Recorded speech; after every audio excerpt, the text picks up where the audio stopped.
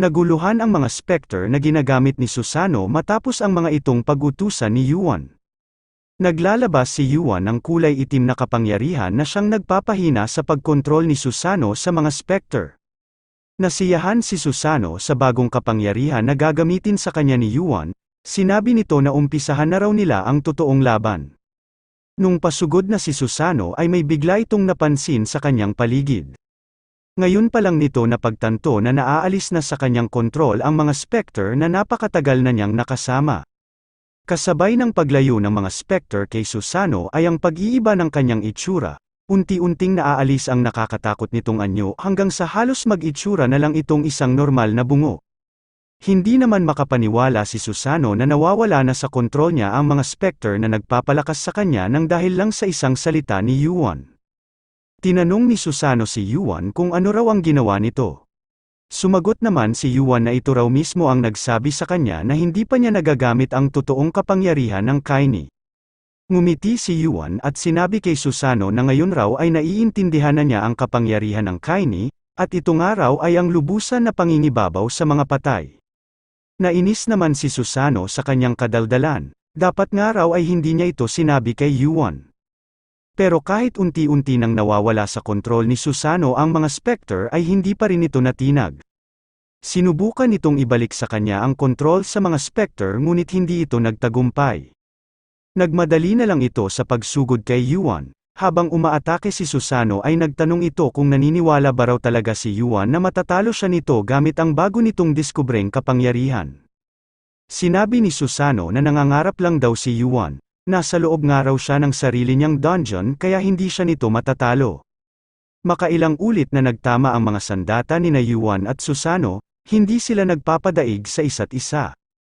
Sa tuwing nawawala ang mga specter na gamit ni Susano ay agad namang may pumapalit sa mga ito. Nakikita ni Yuan ang mga pangyayaring ito gamit ang kanyang skill na Cinder Eyes. Kaya nung magtama muli ang kanilang mga espada ay ginamit ni Yuan ang kapangyarihan ng Kaini at binura ang mga specter na papalapit kay Susano. Sa ginawang iyon ni Yuan ay naiwasan nito ang pagbalik ng lakas ni Susano. Ngumisi si Yuan at sinabihan si Susano na napapasobra na raw yata ang kumpiyansa nito sa sarili. Bigla ring lumaki ang kanang braso nito sa paggamit niya ng skill na Gigantification. Inatake ni Yuan si Susano gamit ang skill na Summoning Hell. Habang ginagawa ito ni Yuan ay inaasar niya si Susano na para lang daw itong isang maliit na bato na nakaharang sa kanyang dinaraanan. Naisip ni Susano na may kakaibang araw kay Yuan. Ang mga regular na high rankers nga raw na kanyang nakalaban noon ay hindi siya kayang harapin ng ganito. Pero sa pakikipaglaban niyang araw ngayon kay Kim Yuan, hindi man lang daw ito nakakaramdam ng kaunting takot. Kung nung una ay brat o bata lang ang tawag ni Susano sa ating bida, ngayon ay kinilala na niya ito sa buo nitong pangalan na Kim Yuan. Nung magtama na muli ang mga sandata ng dalawa ay napaatras si Susano papalayo kay Yuan. Ginawa niya ito dahil unti-unti na siyang nanghihina sa tuwing kinakaharap niya ang mga pag-atake ni Yuan.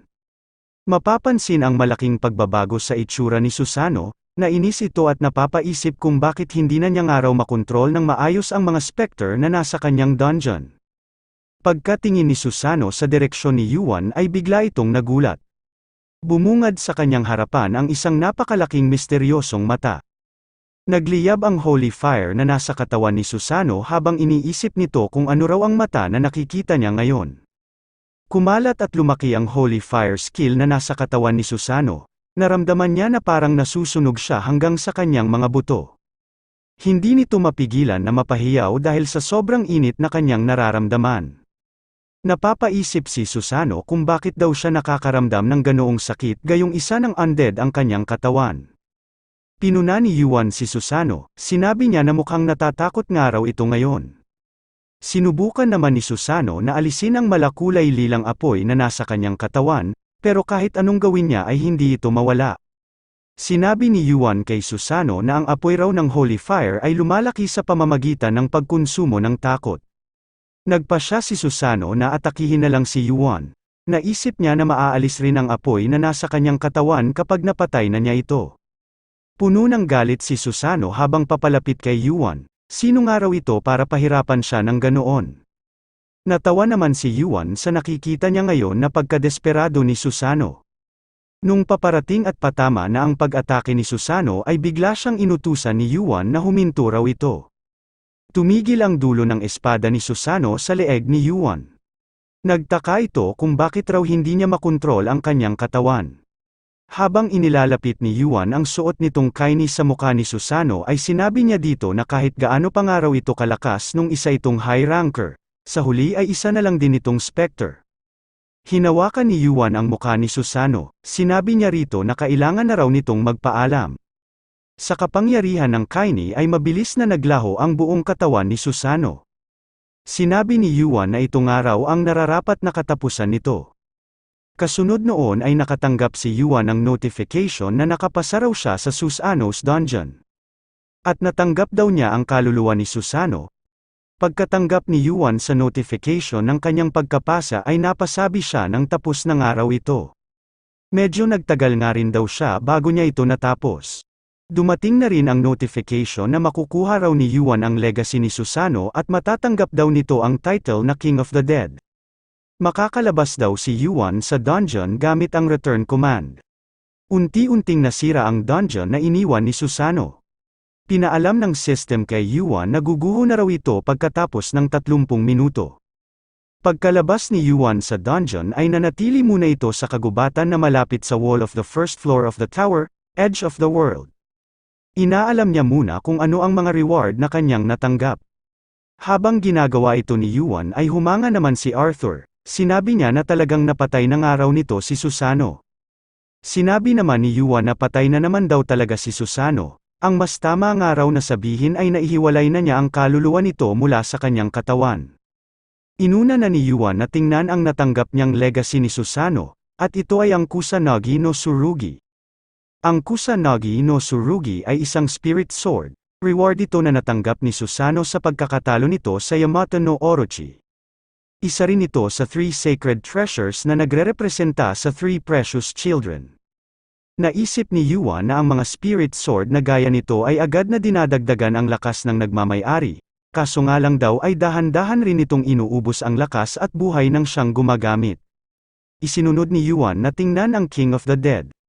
Ang King of the Dead ay may classification na titulo at may grado na S-rank.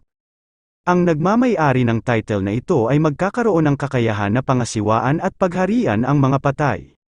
Ang mga epekto nito ay maaaring makontrol ang mga kaluluwa ng mga patay sa pamamagitan ng paggamit ng mana.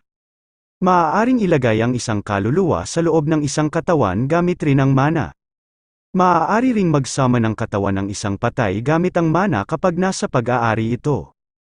Maaari na ring dagdagan ang lakas ng isang undead gamit ang resentment. Naisip ni Yuan na pamilyar nga raw siya sa title na ito. Dito nga raw pala nagmula ang mga skill ni Hades, hindi niya nga raw natanggap ang reward na ito sa pagkatapos niya ng dungeon, mukhang nakuha niya nga raw ito sa paggamit niya sa bagong kapangyarihan ng kaini. Nagtanong si Arthur kung ano raw ang tinitingnan ni Yuan. Sumagot naman si Yuan ang nakatanggap daw siya ng isang title na may kaugnayan sa necromancy, pero hindi niya nga raw alam kung paano ito gamitin. Sinabi ni Arthur kay Yuan na ang mga undead nga raw na nasa loob ng dungeon ni Susano ay may parehas na katawan at kaluluwa. Kung may kapangyarihan nga raw si Yuan na makakontrol ng undead, bakit daw hindi nito simulan sa pagkuha ng isang katawan na walang laman na kaluluwa? Napaisip naman si Yuan sa sinabi ni Arthur na kumuha raw siya ng katawan, na pagtanto niya na maaari niyang ang gawin ito gamit ang mana. Natuwa si Yuan at napahiyaw nang may mapagtanto na ulit ito. Napatanong naman si Arthur kung bakit daw ganoon ang naging reaksyon ni Yuan. Nagpasalamat si Yuan kay Arthur, sinabi nito na para niya nga raw itong necromancy teacher. Hindi naman nagustuhan ni Arthur ang sinabi ni Yuan, wag nga raw siya nitong igaya sa mga mabababang uri ng necromancer, dahil siya nga raw si Arthur, ang King of the Knights. Sumagot naman si Yuan ang alam niya nga raw ito, alam niya nga raw na ito ang King of the Knights na si Arthur. Inilabas ni Yuan ang kaluluwa ni Arthur, nakatanggap siya ng notification na isinasama na raw niya ang kanyang first specter. Kasunod noon ay gumalaw ang walang buhay na katawan ng isang orc. Nagtanong ang system kay Yuan kung ano raw ang ibibigay niyang pangalan. Sumagot naman si Yuan ang Arthur. Pagkabanggit ni Yuan sa ngalan ni Arthur ay narehistro na ang pangalan nito bilang kanyang first specter. Nagreklamo naman si Arthur kay Yuan kung bakit daw sa ganoong katawan siya nito inilagay. Sinabi niya kay Yuan na dalhin daw nito ang totoo niyang katawan. Sumagot naman si Yuan na gumuho ng araw ang dungeon ni Susano kaya wala na rin ang King of the Knights na katawan nito. Napapaluha si Arthur sa anyo niya ngayon pero sinabihan siya ni Yuan na pagtiyagaan na niya raw muna ang katawan niyang ito. Habang nakatingin sa suot niyang kaini ay nanghinayang si Yuan. Dapat nga raw ay nakuha niya ang katawan ni Arthur bago pa gumuho ang dungeon. Pero hindi na rin naman daw ito masama. Sinabi ni Yuan sa isa pang kaluluwa na nasa kanyang kaini na dapat raw ay lumabas na ito. Tuparin nga raw nito ang ipinangako nito sa kanya. Tinawag ni Yuan na Susano ang kulay lilang kaluluwa na nasa kanyang kaini. Sumagot naman si Susano na noon nga raw ay siya ang gumagamit sa mga kaluluwa, ngayon nga raw ay sa kanya na ginagawa ito. Sinabi ni Susano na nasusuklam nga raw siya sa nararamdaman niyang ito. Tinanggap na ni Susano ang kalagayan niya ngayon at sinabi kay Yuan na ano raw ang itatanong nito, kung may kaugnayan ba raw ito sa walang utak na orc na nasa likuran ni Yuan. Tinanong ni Yuan si Susano kung sino raw ang nag-utos sa kanya na patayin ang King of the Knights. Napahingi naman ng patawad si Susano kay Yuan, hindi niya nga raw ito masasagot. Hindi niya nga rin daw kilala kung sino ito, pero maaari niya nga raw ipakita kay Yuan ang kanyang memorya. Bumuo ng makapal na hamog ang kaini ni Yuan hanggang sa mabalot nito ang buo niyang katawan. Naisip ni Yuan na nasa loob daw siya ngayon ng memorya ni Susano. Kasunod noon ay ipinakita na sa kanya ang naging pag-uusap ni na Susano at nakatalukbong na nilalang. Doon ay napanood niya na iminungkahi ng nakatalukbong na nilalang kay Susano na patayin daw nito si Arthur. Isang araw ito sa magiging dahilan upang magkaroon ng digmaan. At kapag nangyari nga raw ito ay hindi na kailangang problemahin ni Arthur ang penalty at pamamakialam ng mga administrator. Habang sinasabi ng nakatalukbong na nilalang kay Susano na kailangan na nga lang daw nitong magsaya sa isang masayang laro ng pagpatay, ay naisip ni Yuan na kilala niya raw kung sino ang nakatalukbong na nilalang. Kilala niya nga raw ang kulay berde na mukha nito, isang araw itong makapangyarihang nilalang na kayang maging kahit na ano at gawin ang lahat. Ito nga raw ay ang pinakamatandang Diyos na palihim na sumingit sa loob ng tower. Ang nilalang nga raw na may kulay green na mukha ay ang isa sa mga outer gods na nagngangalan na Foolish Chaos. Nagtanong si Foolish Chaos kung ano raw ang palagay ni Susano sa kanyang iminungkahi. Sumagot naman si Susano nang nakuha nga raw nito ang kanyang interes.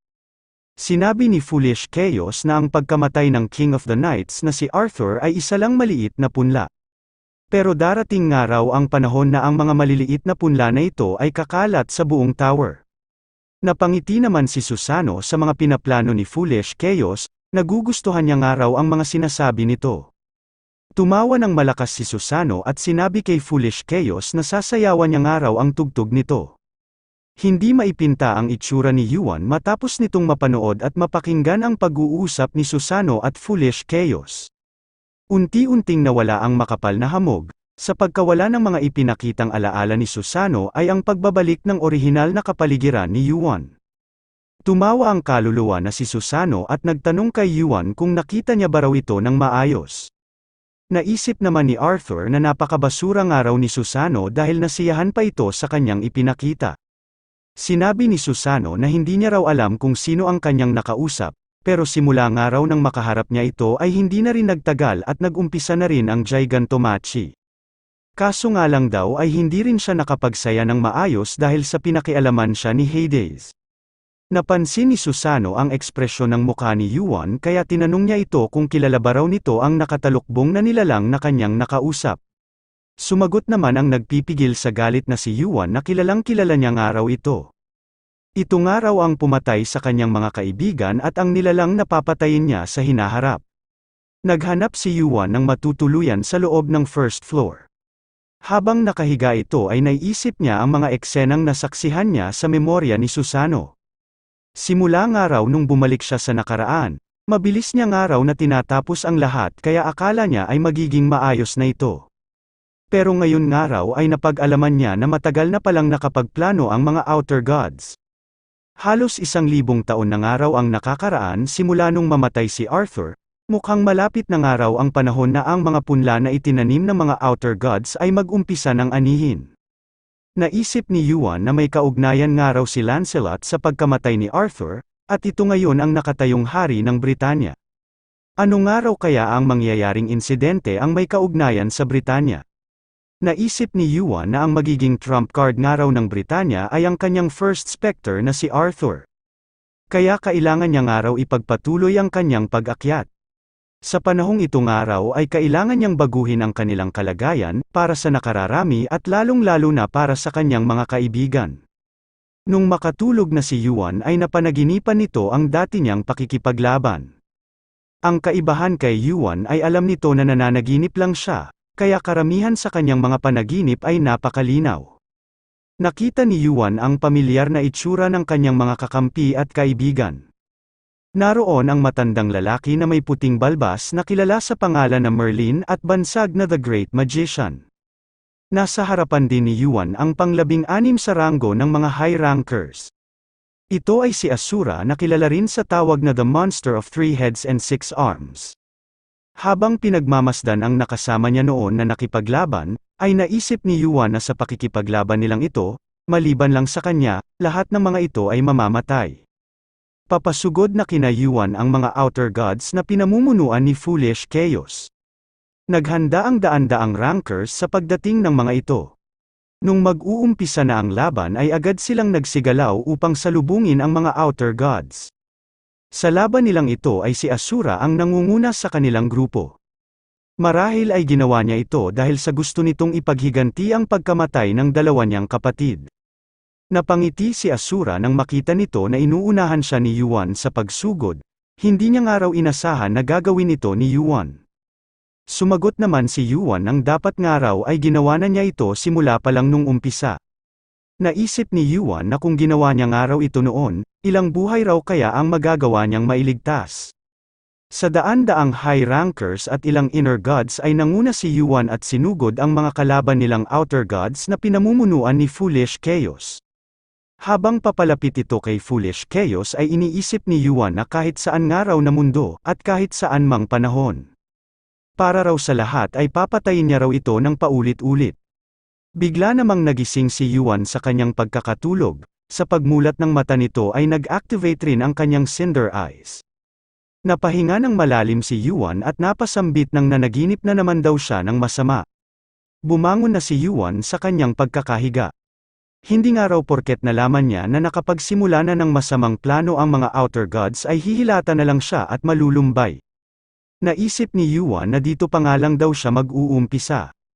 Bago nga raw siya ulit umakyat sa ika-11 palapag ay bibisita muna siya sa workshop ni Hephaestus. Habang naglalaban ang espiritu ni Susano at Arthur ay iniisip ni Yuan na malamang nga raw ay tapos na ni Hephaestus ang bagay na kanyang iniwan. Malamang nga raw ay sigawan siya nito dahil sa tagal niya bago ulit nakabisita. Pagkarating ni Yuan sa workshop ay binato siya ni Hephaestus ng gamit nitong martilyo. Alam ni Yuan na hindi siya nito balak patayin, kaya hindi siya umiwas sa martilyo at tinamaan siya sa dibdib. Napaluhod sa sakit si Yuan, naisip nito na hindi lang daw pala sermon ang matatanggap niya. Nagtanong ang naiiritang si Hephaestus kung ano raw ang mga pinaggagawa ni Yuan at bakit ngayon lang ulit ito nagpakita. Pinulot ni Yuan ang martilyo ni Hephaestus at nagtanong kung nabawasan na ba raw ang galit nito. Tinanong naman ni Hephaestus si Yuan kung bakit daw hindi ito umiwas sa binato niyang martilyo. Sumagot naman si Yuan ang pakiramdam niya raw ay maaalis ang galit ni Hephaestus kapag tinamaan siya nito ng isang beses. Mas gusto niya nga raw na nakakaramdam ito ngayon ng kaunting awa sa kanya. Sinabi ni Hephaestus kay Yuan na hindi pa nga raw nito ginagawa ang pagsubok sa ika-11 palapag, ano nga ba raw ang mga pinaggagawa nito sa mga nagdaang buwan. Naisip naman ni Yuan na mukhang nag-aalala nga raw sa kanya si Hephaestus, alam nga rin daw nito na hindi pa niya ginagawa ang sunod niyang pagsubok. Pinaalam ni Yuan kay Hephaestus na may tinapos lang daw siya na isang hidden dungeon, medyo mahirap nga raw ito kaya nagtagal siya. Napaisip naman si Hephaestus nang may ginawa na naman daw na kakaiba si Yuan. May itatanong sana si Yuan pero naunahan na siya ni Hephaestus, Inihagis nito sa kanya ang isang kahon. Tingnan nga raw ito ni Yuan. Sa tagal nga raw ng pagbabalik nito ay nagdadalawang isip na siya kung sisirain na ba niya ito o hindi. Pagkabukas ni Yuan sa kahon ay nakita niya ang isang kulay asul na kristal.